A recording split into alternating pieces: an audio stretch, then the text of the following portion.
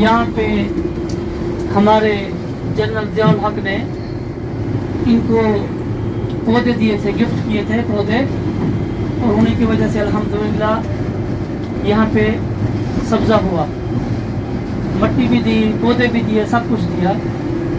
यहाँ पे पानी नहीं होता था बिल्कुल, ना पानी ना दरख्त। ये दरख्त इनको जनरल ज़ियाउल हक ने गिफ्ट किए थे।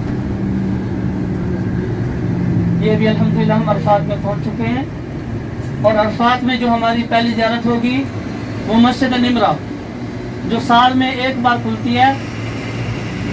और जिस भाई का वज़ू हो, आपके लिए 5 मिनट आपको टाइम देंगे, 2 रकातें पढ़ना चाहें तो बरामदा में आप पढ़ सकते हैं।